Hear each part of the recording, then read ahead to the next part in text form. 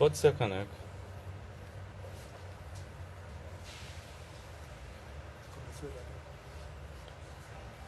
Oi, Vitor.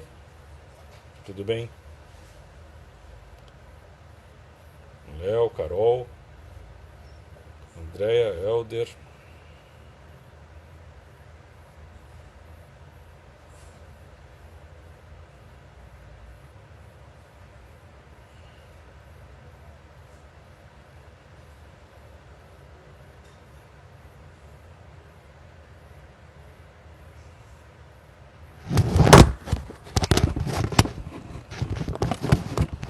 Ih, não tá dando certo.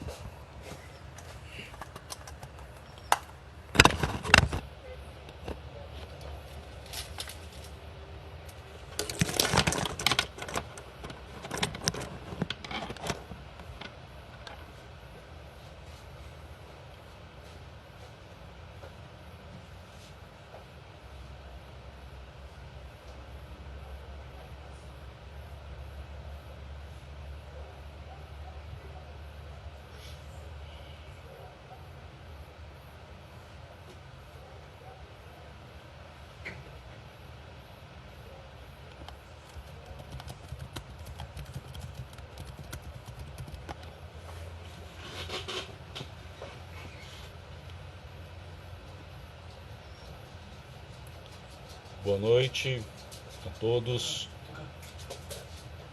Nossa, Monique, faz tempo que eu não vejo você, Monique. Bianca, que veio aqui no curso. Prazer ter você aqui com a gente.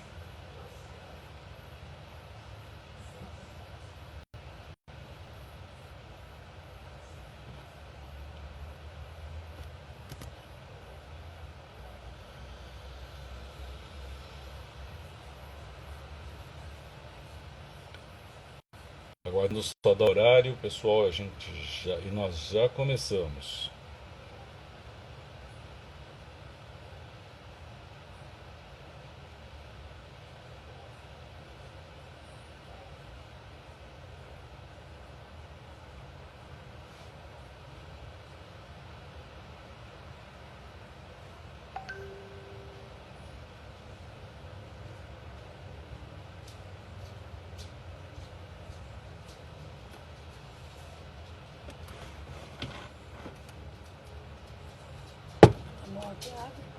Tá, tá ótimo. Você não pode ficar não escorregar, porque tá escorregando aqui, ó.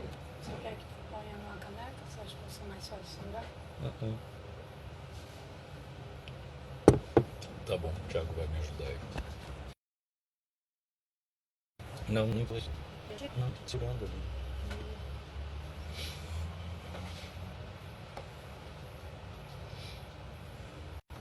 Acho que não é mais pesado. Assim, tá bom já. Agora é melhor não mexer mais.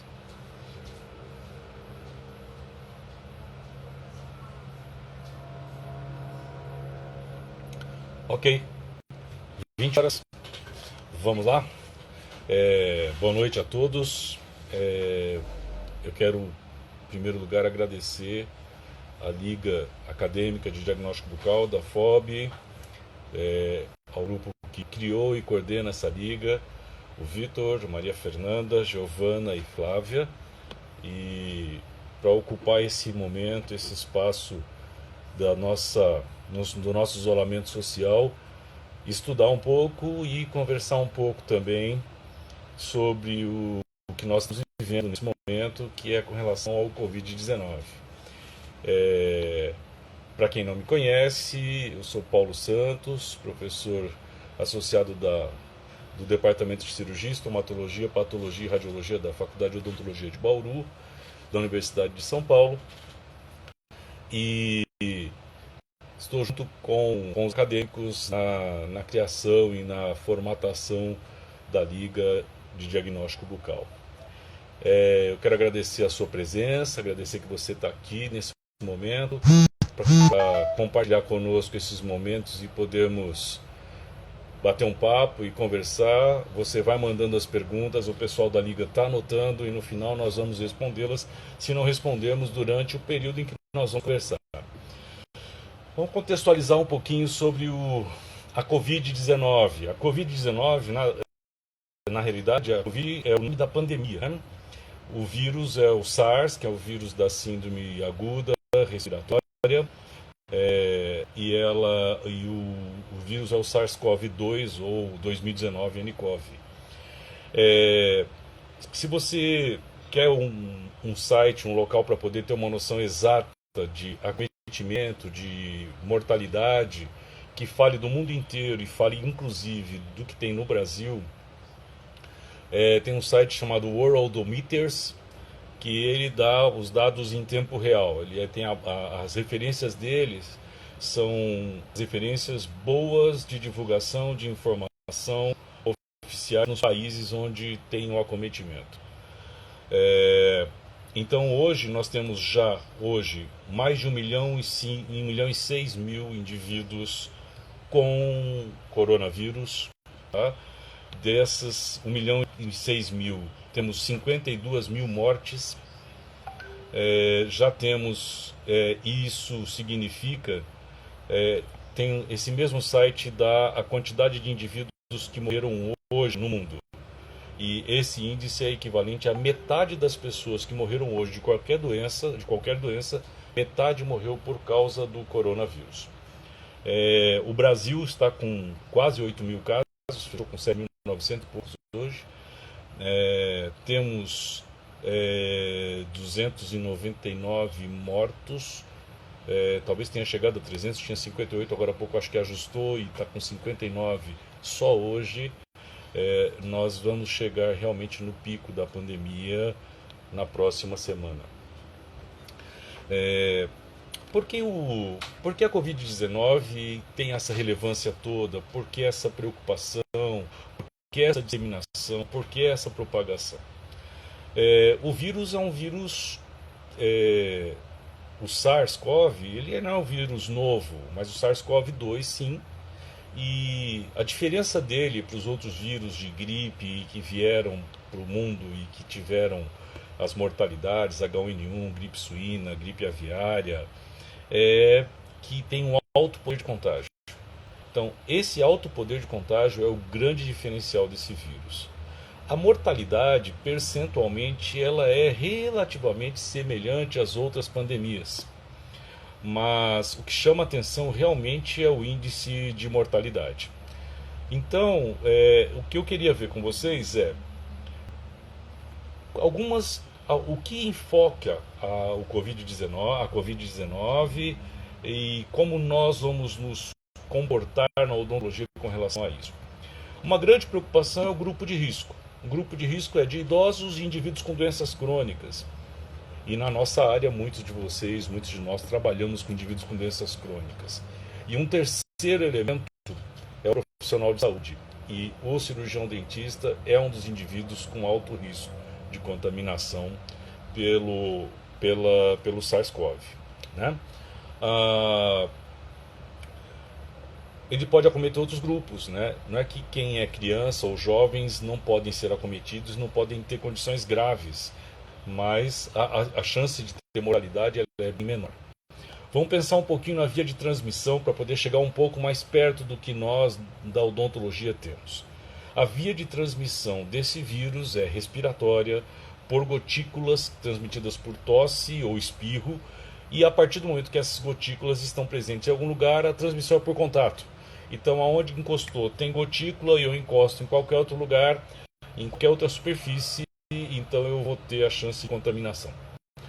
A contaminação é por mucosas, vai ser nasal, bucal e ocular, ou mucosa íntima, eventualmente, se estiver com a mão contaminada com o vírus, e a partir daí passa-se a ter a doença. O problema todo é que muitos estão contaminados e não sabem que estão. Porque ele pode ser uma gripezinha, como alguém disse pela mídia, né? É que pode ter essa característica, mas na realidade a chance de evoluir para as fases, que é uma fase inicial, que é uma fase de contaminação, uma segunda fase chamada fase pulmonar, e essa fase é a fase que tem o risco de ter a complicação, ter o agravamento do paciente, e a terceira fase é a fase hiperinflamatória. Essa fase hiperinflamatória é onde tem o risco de mortalidade. Os diagnósticos são feitos por por teste de biologia molecular, por ELISA, por imuno. A questão é, os testes hoje ainda no Brasil demoram, não são fáceis. Agora, o indivíduo que está na fase pulmonar, se ele fizer uma tomografia de tórax e não a radiografia de tórax, né, a tomografia de tórax, ele consegue identificar, porque tem uma característica do pulmão na imagem de vidro despolido, que é um termo muito usado por nós na odontologia. Ok, como é que vai cuidar com isso? Em primeiro lugar, a vacina está em desenvolvimento. Enquanto não tiver vacina, nós temos que guardar. Demora geralmente um ano para sair uma vacina, mas eu imagino que isso vai ser antecipado. E tem o tratamento, e todos os tratamentos ainda são pesquisas, todos são trials. Então, os tratamentos, mesmo a hidroxicloroquina, não é bem estabelecido. Então, tudo que nós falarmos aqui, a partir de agora, sobre a odontologia, tenha em mente que isso pode mudar amanhã, pode mudar na semana que vem, porque quanto mais conhecimento se tem sobre o vírus, quanto mais conhecimento se tem sobre o resultado dos tratamentos e a evolução da doença, e inclusive no Brasil, que é um país tropical diferente dos outros países que têm acometimento, nós vamos aprender. Então é sempre uma novidade, e aí nós vamos aprender com isso, e talvez semana que vem, se nós conversarmos sobre Covid-19, temos abordagens diferentes e falas diferentes. Eu vou dividir em duas partes com relação à abordagem da odontologia. Nós temos a odontologia ambulatorial e a odontologia hospitalar. Na realidade, a grande preocupação é a ambulatorial. A odontologia hospitalar, nós vamos ter pequenas imersões, né? O que chama atenção com relação à doença é que hoje saiu publicado na Academia Americana de Dermatologia manifestações cutâneas do vírus. Isso é uma novidade. E se tem manifestações cutâneas, como de uma resposta viral, como outras infecções virais que têm repercussão no restante do corpo, né? Não acomete só respiratório ou só o órgão principal, eu fico me imaginando, né? Será que tem também alterações na boca e não foram vistas? Então aí já fica um alerta, né? E para quem está na linha de frente, os dentistas que estão em UTI, pronto-socorro, em hospital, e que olharem esses pacientes, observem como é que está a mucosa bucal desses pacientes, dos pacientes que têm manifestação na pele. Será que esses pacientes também têm alguma manifestação em boca? Nós hoje não sabemos, não tem na literatura nenhuma informação. Fiz um PubMed agora à tarde, fiz um Scopus, todas as bases de dados, eu não consegui encontrar nenhuma informação sobre alteração bucal, de mucosa bucal para esses pacientes. Então é uma dúvida. Será que isso é uma verdade? Será que existe? Será que não existe? É uma boa preocupação. Diante da manifestação cutânea, eu acho que vale a pena também nós pensarmos em pele. E aí nós dividimos o ambulatório e o hospitalar. O hospitalar nós vamos falar um pouquinho no final, por causa do paciente que está internado, mas a maior preocupação é ambulatorial. E o que são divididos são os pacientes divididos em pacientes contaminados e nos não contaminados, tá? E o paciente que está internado em um caso grave, que é essa fase hiperinflamatória.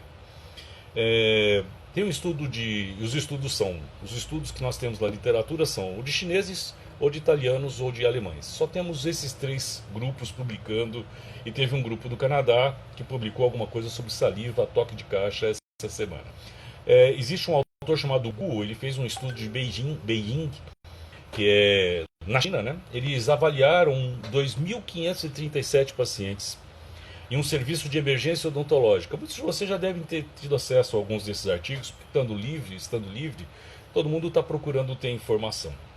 E o que eles queriam saber? E aí nós temos as informações dos nossos conselhos. Qual é o perfil de paciente que nós atendemos hoje em consultório? Então, se você tem a dúvida, continua atendendo, não continua atendendo, a orientação é atender os casos de emergência odontológica. E quando se fala nos casos de emergência odontológica, se fala nos casos de infecções de origem odontogênica ou de dor. Quer dizer, dor ou infecção aguda, com certeza esses casos vão entrar na posição de emergência e que necessitarão do atendimento do cirurgião dentista. O que eles encontraram nesse grupo de 1.537 pacientes na China, é que houve uma clínica de urgência. Reduziu em mais da metade a quantidade de atendimentos, e dessa metade que teve atendimento, a maioria era de infecções odontogênicas. E o que chamou a atenção é que aumentou a quantidade de infecções odontogênicas durante esse período. Mas não dá para fazer uma associação, não dá para fazer uma estatística com nada, e eles são muito claros com isso, né? E isso é o que pode necessitar de um atendimento do dentista. Quais são as preocupações, então, dentro desse perfil de paciente em emergência, se o cirurgião dentista, você, tiver que atender esse paciente, e qualquer outro profissional de saúde que estiver assistindo esse momento? Então, se você tem uma emergência e precisa atender, qual é a preocupação? Primeiro, para a boca, existe uma preocupação. Tem um artigo do Xu, mais no chinês, agora 2020, os artigos de 2020, e ele fala da afinidade do inibidor de enzima conversora de angiotensina 2, que é presente em muitos antihipertensivos, e os indivíduos que usam, nós temos a expressão dessa enzima, e essa enzima ela se expressa na mucosa oral, e quando ela se expressa na mucosa oral, ela facilita a entrada do SARS-CoV-2, do vírus. Então imagine o seguinte: o indivíduo já tem assim, essa substância no seu corpo, e ele toma um medicamento que tem essa ação. Consequentemente, esse indivíduo tem uma maior possibilidade de ter a infecção pelo coronavírus. O que me chama a atenção é que nós temos então um primeiro grupo que me preocupa quando eu vou atender esses pacientes. Então, o grupo de pacientes que tomam antihipertensivo, que tomam inibidor de ECA2, passam a ser uma preocupação. Uma segunda preocupação é com o profissional que toma inibidor de ECA2.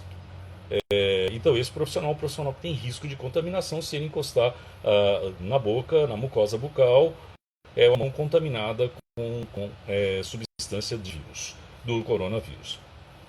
Outra preocupação é com relação à saliva. O Lancet Infectious Disease mostrou um artigo do pessoal de Hong Kong, mostrando que eles coletaram sangue, suave anal, urina, e na orofaringe posterior, a saliva que estava na orofaringe posterior. E eles encontraram, fizeram um estudo mais rápido, os estudos agora são todos com N pequeno, não tem como ter muitos pacientes diante da situação atual, é muito rápido para sair um artigo. E eles perceberam que na orofaringe posterior, de 23 pacientes, eles encontraram esses vírus. E encontraram o coronavírus, e isso também foi encontrado num grupo que publicou Infectious Disease of America. Então a saliva passa a ser, ela é sim um local onde tem a presença do coronavírus. Então, se isso é discutido, tem grupos que acham que não tem como contaminar. Esses dois grupos mostram claramente isso, e o grupo do professor Walter Siqueira publicou na Clinical Oral Investigation essa semana que eles encontram o coronavírus na saliva, porque a proposta deles não é para saber se tem ou se não tem, né? É para diagnóstico, mas não estão preocupados, tem saliva, será quanto tem, mas eles encontraram quantidade suficiente para ter expressão e para ser um diagnóstico não invasivo e mais rápido que sangue. Essa é a proposta. O que o pessoal do grupo do Walter Siqueira encontrou é que encontraram presença do vírus na saliva até 29 dias após a infecção, após a doença. Isso foi um dado muito interessante, me chamou a atenção. Eu acho que chama a atenção para nós também quando pensamos na nossa avaliação desses pacientes. A partir do momento que temos essa informação da mucosa e da saliva, então sabemos que o nosso paciente é um paciente que tem risco de ter o coronavírus, e se ele tiver, ele pode expressar quando nós estivermos atendendo esse paciente. E aí vamos para os cuidados, né? O que eu faço então? Já que eu sei de todas essas informações, sei da incidência, sei da mortalidade, sei como ele pode ser transmitido, sei onde ele está presente na área onde eu vou trabalhar como dentista, aí tem alguns autores aí, é um grupo de dermatologia da China, tem 3 autores da China, um publicou no JDR, que é uma revista importante, e um autor italiano que publicou alguns cuidados que nós devemos ter. E eu fiz um pupurri, um mix dessas informações, mais as informações das diretrizes das entidades brasileiras que publicaram, para nós sabermos como lidar com isso nesse momento. Então a primeira coisa, eu tenho que atender o paciente. Meu paciente está com dor, tem uma infecção, tem uma hemorragia, então eu vou ter que atender esse paciente. Ok. Primeira coisa é o horário. O estabelecimento de horários. Nunca ter mais que um paciente na mesma sala de espera. Então você vai dimensionar os tempos diferentes do que nós fazemos no dia a dia. Terminou um paciente, sempre tem que ter um intervalo de tempo de descontaminação da sala, preparo da sala para atender o novo paciente. Então, esse tempo até chegar o outro paciente. Isso não é para ser feito com o paciente na nossa sala de espera. Pedir para que os pacientes não venham com acompanhantes. Se vier com acompanhante, o acompanhante deixa o paciente e vai embora. E aí a anamnese. E aí todo mundo que lida com estomatologia e diagnóstico bucal vai se lembrar disso. A anamnese é fundamental para tudo. E qual é a anamnese que nós usamos então agora para esse grupo de pacientes que eu não sei e nem o paciente sabe se ele tem o coronavírus ou não?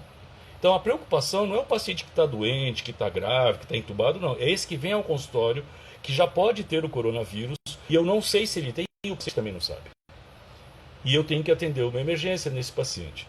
Então, primeiro, as informações são: como eu sei se ele está infectado? Eu tenho que saber o histórico. Ele viajou recentemente? Viajou de avião, viajou de ônibus? Que tipo de atividade profissional ele tem? Ele teve algum contato, foi a alguma festa, foi a alguma aglomeração, foi à igreja, foi a banco, foi ao supermercado. Essas informações são importantes. Mas não simplesmente isso. Além dessas atividades recentes, desses contatos que podem ter havidos, a parte seguinte vai aos sintomas. Teve febre, dor no corpo, está espirrando, tem tosse, dificuldade respiratória, tem outras comorbidades, e aí principalmente o diabetes e a hipertensão.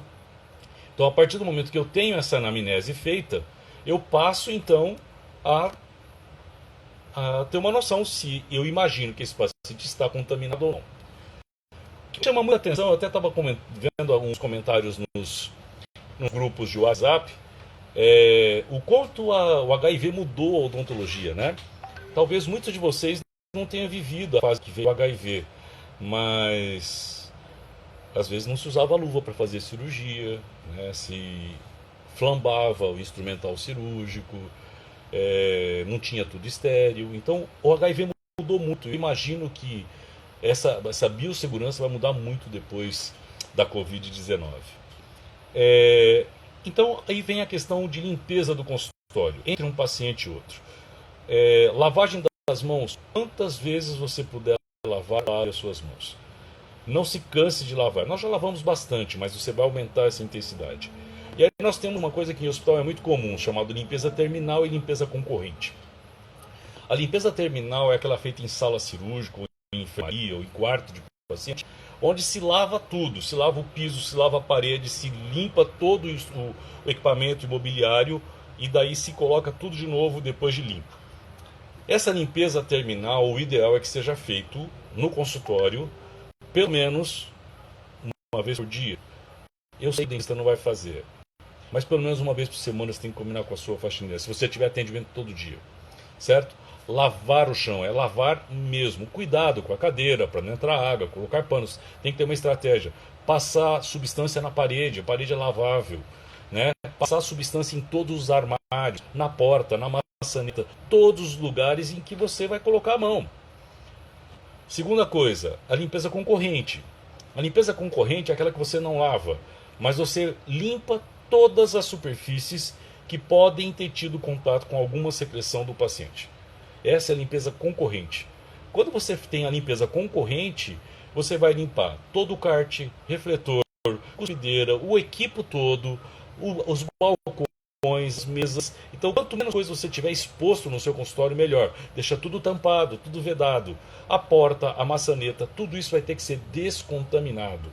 Daqui a pouco eu vou falar para vocês quanto tempo dura o vírus vivo na superfície. E essa é uma grande preocupação. Porque às vezes o que está acontecendo? Põe todo o equipamento de proteção individual. A hora tira, depois que teve um aerossol na sala, ele vai lá e abre a porta. Ele põe a mão no balcão. Então, contamina tudo de novo. Nós temos que ter a visão de que a maior preocupação com o coronavírus é contaminação, é EPI.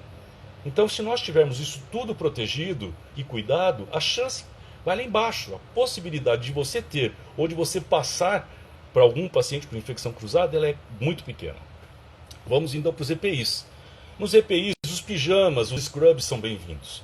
Então, você tenha um pijama, uma roupa de consultório. E essa roupa inclui o scrub e o sapato, ou alguma coisa fechada. E esse material, isso não sai do seu consultório. Quando sair, vai para uma lavanderia, ou você traz para casa no sarro, lava só isso, com coisas diferentes, descontamina a máquina de lavar depois, mas isso não vai para casa, nem o sapato e nem sua roupa. Depois, a máscara cirúrgica sem aerossol 4 horas, com aerossol 2. Então o ideal é usar, pelo menos, se for usar máscara cirúrgica convencional, no mínimo 2 máscaras. O ideal é usar N95, N99, N100, PFF2 ou PFF3. Por que essas máscaras? Elas filtram 95% das partículas. Se elas filtram 95% das partículas, ótimo. Ela pode ser reutilizada. Não tem um lugar definindo quanto tempo essa máscara deve ser utilizada. Eu fui no fabricante da 3M. O fabricante da 3M diz que não dá um tempo certo. Então, se você olhar, vai procurar, em todas as diretrizes que estão saindo, ninguém fala exatamente quanto tempo você pode utilizar a N95. Ela pode ser utilizada de um dia para o outro? Até pode. Mas será que é o ideal? Mas será que nós temos N95 para trocar todo dia? Essa é a nossa realidade. Então, como proteger a N95 para quando você colocar no seu nariz, não ter tocado na parte externa? Então, todo esse cuidado precisa acontecer. Colocar num lugar fechado, mas proteger a parte interna. Colocar por último, deixar por cima para não encostar e virar aquela bagunça de secreções que pode ter respingado na máscara. Além da, então, máscara. Hoje a máscara facial, fantástico, que não tem, o que eu vejo, todo dia eu vejo umas 3, 4 aí nos grupos de WhatsApp, com até máscaras caseiras, essas máscaras faciais, óculos de proteção, 2 gorros e, eu sei que tem perguntas, já perguntaram isso, avental descartável. Esse avental descartável, o ideal é que o avental venha e cubra tudo. Se vocês verem o que os chineses fizeram no final, eles colocam um avental descartável e ainda colocam um capote por cima, é que nós não temos isso. E aí eu vi um pessoal querendo ser criativo, pegou e colocou uma capa de chuva. Eu não sei se dá certo isso, mas eu não estou criticando também ter colocado a capa de chuva. A minha pergunta é, ele vai trocar a capa de chuva a cada paciente? Se sim, eu acho que não é um problema. Entendam, eu não estou preocupado com o que você está fazendo, se está certo ou está errado. Eu quero que você pense no princípio. Tudo que pode ter gotícula e que pode passar para a parte interna do corpo, da pele ou da roupa de baixo, ela é uma preocupação. Então, a partir do momento que você tem isso tudo pronto, você está protegido, você atende o seu paciente. Existe um dispositivo que tem um vidro por cima, que você atende o paciente por cima do vidro, para não ter tanto aerossol. Ok. Se não tiver aerossol, a preocupação é menor. Lembrando, como é que você protege o equipo e os materiais de consumo? Igual você protege para HIV. Só que com um detalhe, se tiver aerossol, tem que estar tudo longe de aerossol. Tudo tem que estar protegido, tampado. Ok? O ideal no consultório é trabalhar 4 mãos para essa situação. Nem sempre isso é possível, eu sei disso. E aí vamos para os bochechos, que eu sei que é algo de discussão para esse momento. E bochecho eu utilizo para o paciente que está com possível coronavírus ou tem o coronavírus. E aí eu já vou dividir do paciente ambulatorial para o paciente hospitalizado. Paciente que na sua anamnese não tem histórico de coronavírus, não tem diferença. Usa clorexidina, usa o que você quiser. O que você está acostumado a usar. Ok?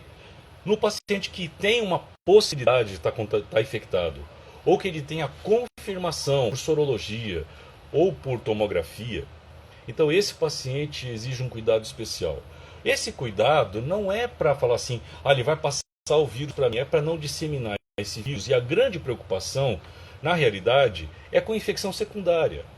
Né? Um paciente que está com infecção secundária é uma porta de entrada.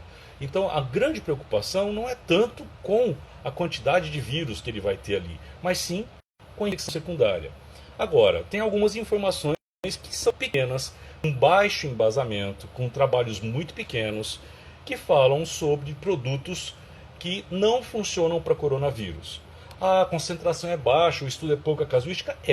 Mas o que se sabe por menor que seja, que a clorexidina parece que não funciona bem com o coronavírus. É certeza absoluta? Não. Mas nós sabemos que clorexidina não funciona para bacilo gram-negativo, sabemos que clorexidina tem resistência já.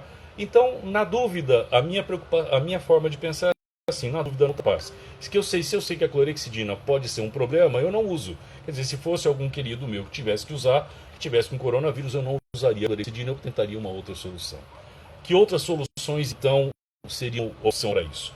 E aí vem a questão do peróxido de hidrogênio, que está sendo muito falado. O que é peróxido de hidrogênio? Água oxigenada. E os estudos que tem sobre peróxido de hidrogênio, nenhum estudo é em boca. Nenhum estudo é em tecido vivo. Os estudos são ou em tecido inanimado ou in vitro. Então não dá para nós termos certeza de que o peróxido de hidrogênio ele vai fazer uma ação de redução da infectividade, de destruir o vírus, né, de inativar a ação do vírus. Mas o que se sabe é que o vírus ele tem na sua cápsula, ele tem substância de gordura. E que os estudos mostram isso, e que esses estudos que não são tão fortes assim, tanta evidência, e que mostram que esses estudos, que o vírus que tem a gordura por fora, o peróxido, a peroxidação faz com que se dissolva essa gordura e deixe o vírus inativado, certo? A que concentração? Tem estudos com várias concentrações. O trabalho mais utilizado, né, para falar sobre isso é um trabalho de um alemão, que é o Kempf, e ele mostra os estudos que com 0,5%, mas esse estudo que ele mostra, ele não testou em SARS-CoV, ele testou em outro tipo de estudo. E tem um estudo chinês que testou com 0,5%, com estruturas inanimadas, mas não é um estudo bem embasado. De qualquer forma, o que se sabe é, se você olha desde 2014 para cá, tem estudos na literatura mostrando que SARS-CoV, não SARS-CoV-2, SARS-CoV, que esse vírus ele pode ter uma inibição da sua atividade com o peróxido em alguns estudos e em superfícies inanimadas. Bem, mas Paulo, eu posso transportar isso para o paciente? Eu acho que é uma possibilidade diante da situação do desconhecimento. É o melhor? Não sei. Outra opção qual é? PPI, iodopovidona. É um problema a iodopovidona? A iodopovidona é um problema com a alergia, a coloração e o sabor, desconforto. Mas esse estudo do Kempf mostra que a iodopovidona, a uma concentração de 1%, a iodopovidona eles conseguem a 1%, depois de 1 minuto ele consegue diminuir muito a quantidade de SARS-CoV. SARS-CoV-2, não, o outro SARS-CoV. Mas talvez tenha uma similaridade, ok? Então, bochecho com isso. Pequenas quantidades, água oxigenada faz muito espuma, certo? Muito pequena quantidade, tem que ficar 1 minuto na boca, vai cuspir. É só uma forma, mas para quem tem o Covid ou está com suspeita. Então vai ser uma minoria de pacientes atendidos no consultório e ambulatório que terão isso. E o paciente que está hospitalizado, que está internado numa enfermaria, num apartamento, ou está numa UTI. Como é que eu vou fazer? Bem, se o paciente está na UTI, primeiro que ele não vai bochechar, se ele realmente vai estar entubado, se é uma síndrome de sofrimento agudo, respiratório, ele vai estar entubado. Quantos ml eu coloco na boca? Eu vou fazer aquela técnica que eu faço com a higienização de paciente entubado em UTI, em que eu faço irrigação e aspiração simultânea? Não. Essa quantidade de líquido que você colocar realmente vai fazer muita espuma. Muita espuma e isso saindo em gotículas no ambiente para a Covid-19 não é uma coisa boa. Então a minha sugestão é, se você quer usar a iodopovidona ou peróxido de hidrogênio a essa concentração de 0,5%, faz o que a gente chama de embrocação, que é um termo antigo. Né? Que é embrocação? Você pega uma pinça, um chumaço de gaze ou de algodão, um boneco de gaze, molha essa substância e faz uma limpeza, esfregando sem ter excesso. Pode aspirar, mas sem grande excesso, vai fazendo a limpeza da boca. Com isso você não vai ter muita espuma. É certeza que isso vai funcionar? Não é certeza.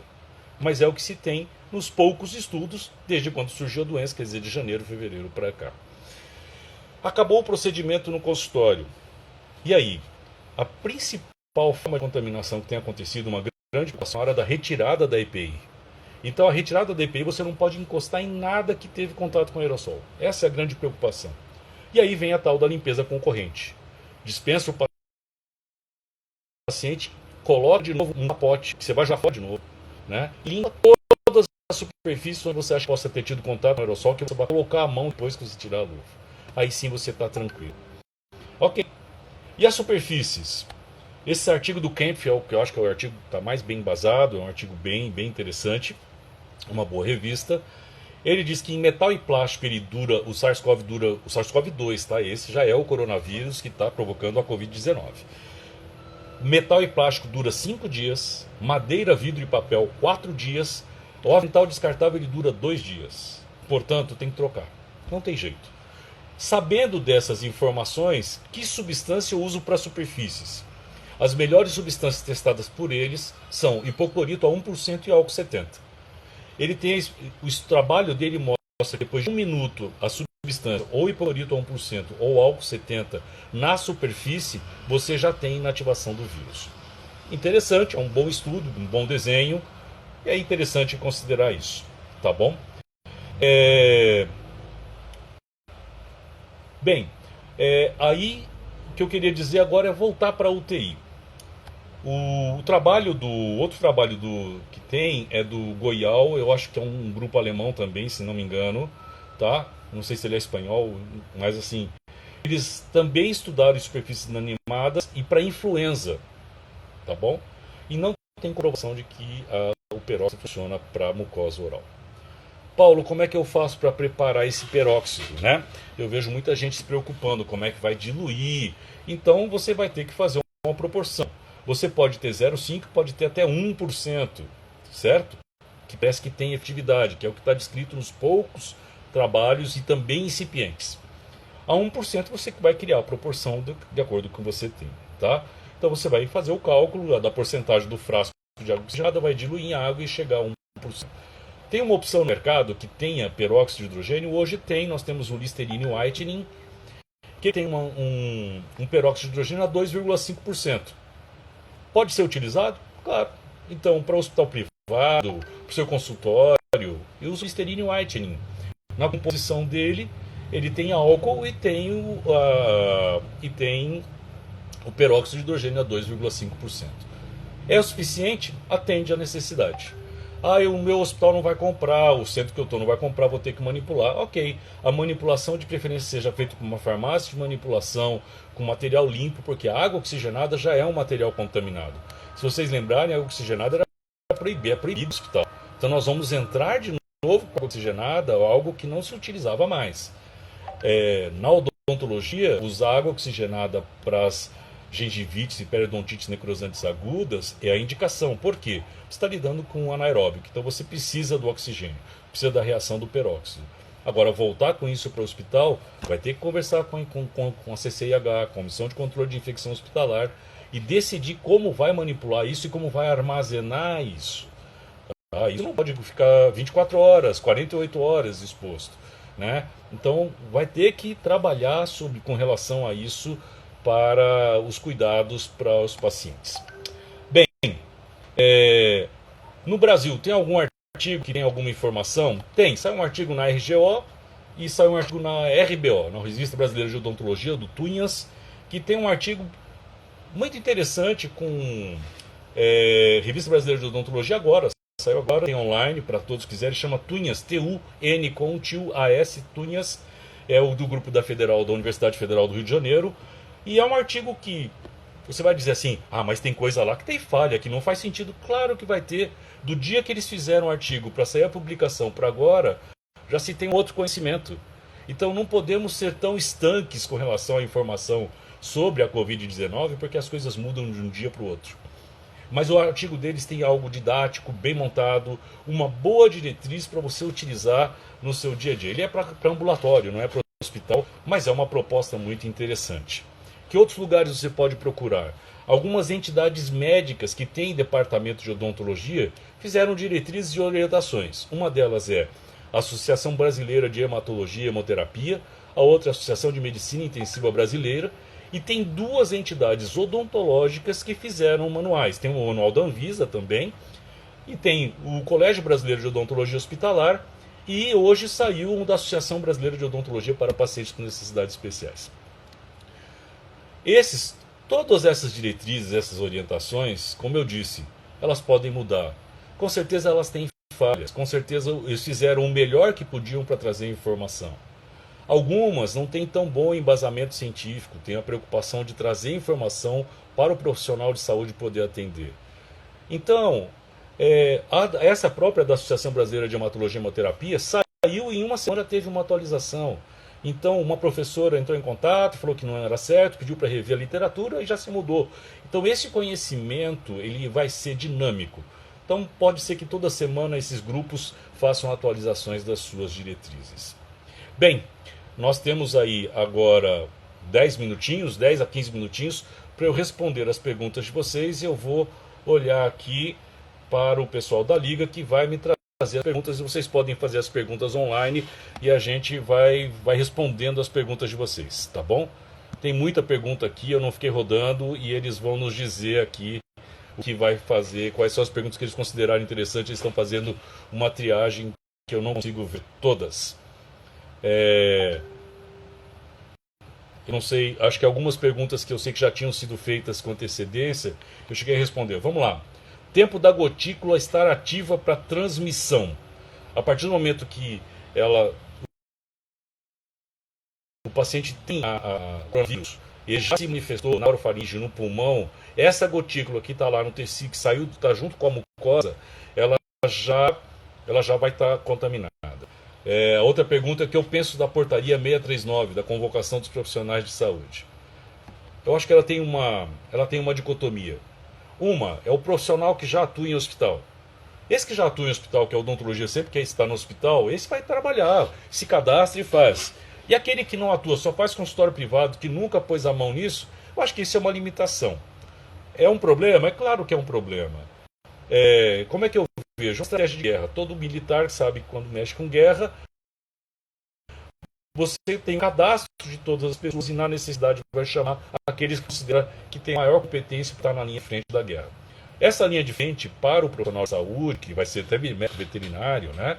É para que ele faça cadastro, cuide da parte burocrática. Esse profissional ele não vai lá para a linha de frente atender o paciente. Esse é o profissional mais preparado.